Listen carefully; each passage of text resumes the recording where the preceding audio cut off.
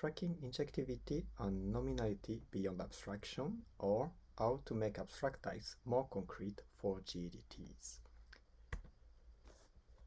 What are GADTs? They were introduced in OCaml a few years ago.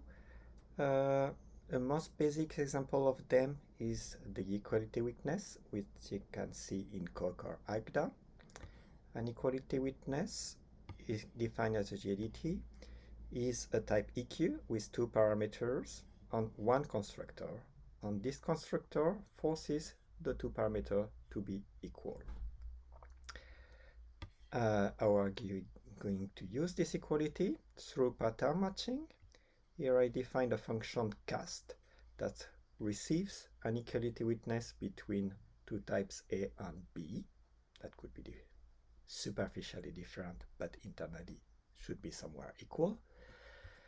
And use it to convert a value from type A to type B.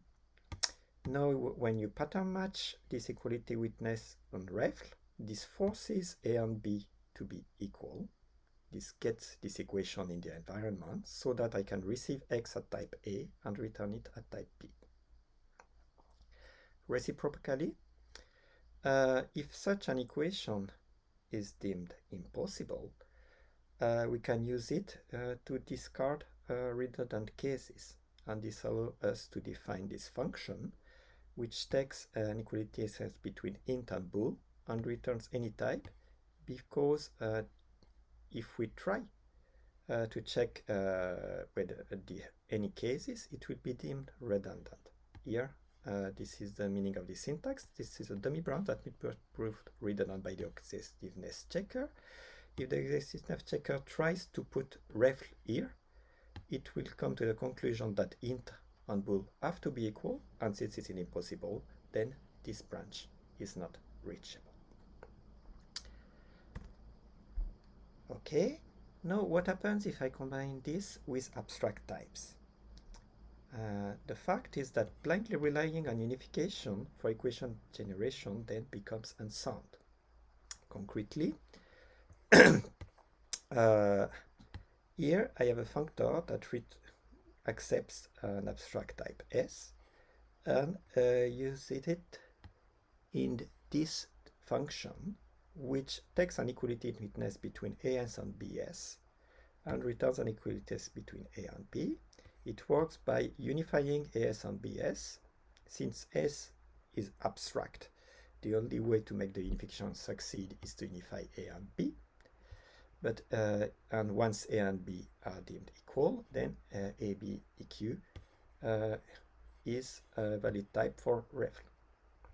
But now, if I apply this functor to a type that actually is not injective, here alpha S is just an abbreviation for unit, then the type of the resulting module will be this function, which takes a trivial equality witness between unit and return an equality between any two types, which is clearly wrong. We have the same problem if we assume that non-unifiable types are necessarily separable or incompatible. Here I assume that I have a module M that defines two types, T and U, and an equality witness between them. And then I define this function which accepts an equality witness between m.t and m.u. And it should return any type, because if we try to unify T and U, which are abstract types, we will fail. So we could deem this branch unreachable.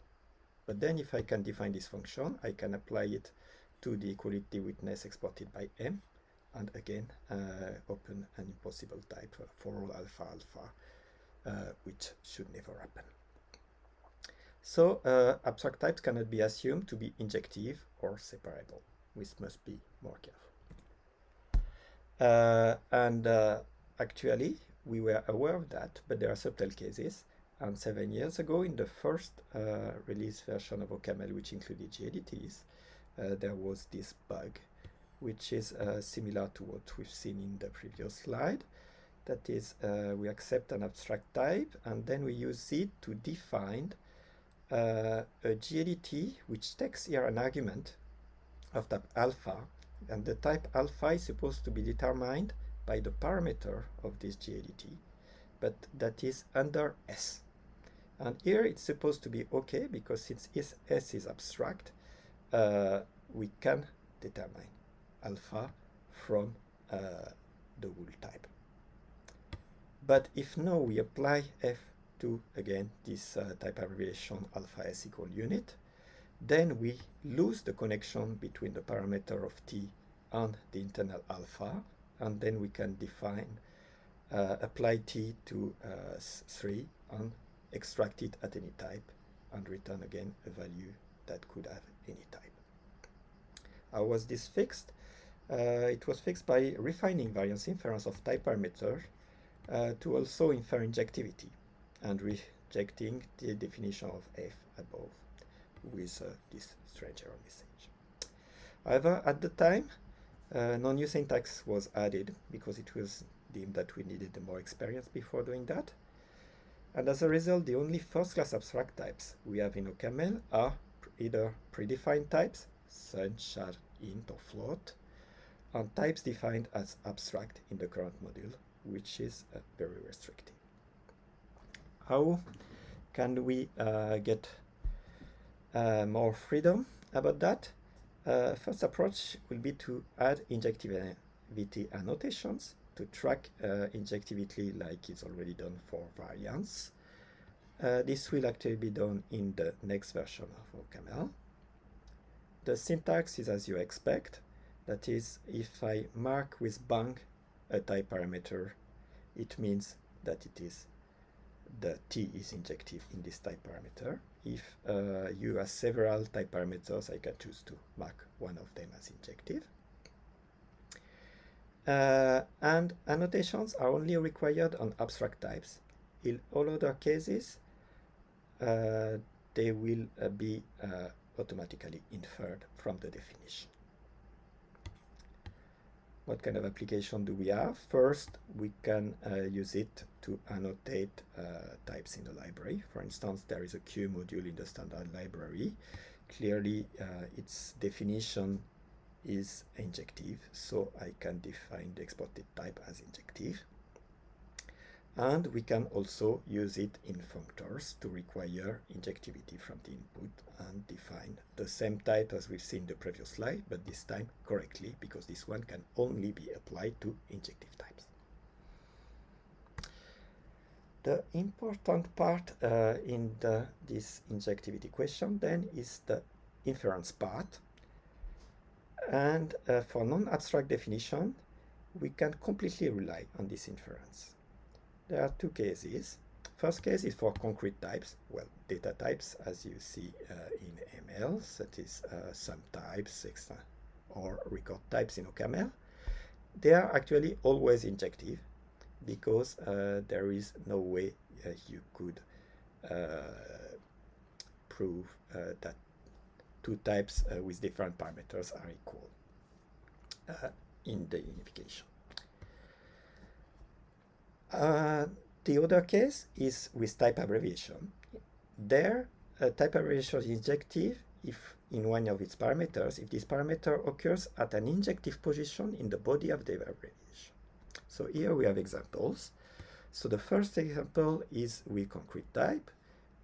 T is a data constructor, and so even though alpha doesn't appear in the definition, T is injective in alpha. Now, in this type abbreviation, alpha to unit, alpha occurs under the arrow, but the arrow is injective, so no problem, alpha T is injective in alpha. Now for the non-injective cases, first case, suppose that I define alpha T as just unit, then of course unit doesn't say anything about alpha, so this type is not injective. Or a more interesting case here, this is an object type in OCaml, and this is, I'm defining equirecursive type, where alpha t is equal to an object with a term m of type alpha t. The point is that to deduce that this alpha t is injective in alpha, we should already know that t is injective of alpha. We do not allow this kind of deduction, so this type is not injective. There is also a special case for constraint parameters, which constraint parameters is a parameter which is defined with some structure through an abstraction, through an equation, and then we require that all the type variable which appear in the equation over the parameter should appear in the body. Here this is the case, there is only beta. Here gamma doesn't appear in the body, so this is not injective. Okay, so now we've seen that injectivity annotation could be quite easily be added to the language. Is it sufficient? Not quite. We've seen that also that for some properties we need an separability, which is a different one. In practice, there are other properties of concrete types that we find useful in practice combined with GEDTs. So how could we make abstract type closer to concrete types? The idea here is that we introduce a notion of nominality, which is the property of types that can only be implemented by concrete types. In OCaml, this is sum types, extensible sum types, and records. And it iterates from them these three properties: injectivity, we've already seen; separability, types that can be distinguished by the definition. So if the definition of T is incompatible with the definition of U, then we know that tau 1 U should be different from tau 2 U. And generativity, which says that equal instances imply equal definitions. That is, if I have tau 1 of T equal to tau 2 U, this implies that actually T and U are equal. In Haskell parlance, actually, the combination of 1 and 3 is called matchability and has its own uses. So how can we then introduce nominal abstract language to strengthen GEDT inference? We introduce three syntactic forms. The first one just says an abstract type is nominal. And in that case, actually, since we didn't give a name, we cannot use it for separability, so it only tracks injectivity and generativity. And then we have two other forms, one that add a name, so one for abstract types and one for concrete types. The names in the last two versions allow separability. Two nominal types with different names are going to be separable. And a name nominal type and an unnamed concrete types are also separable. For instance, suppose we have type int, which is given the name int, is going to be separable for type bool, which is just a data type with case true and false. This way, we are able to distinguish many more types and deem more cases as redundant. The important part in nominality handling is interface subtyping. For definition, we can freely define nominal abstract type in implementation as they describe fresh types. But for interfaces, we must follow subtyping rules. Subtyping rule says that an internal definition can be exported under such an external declaration.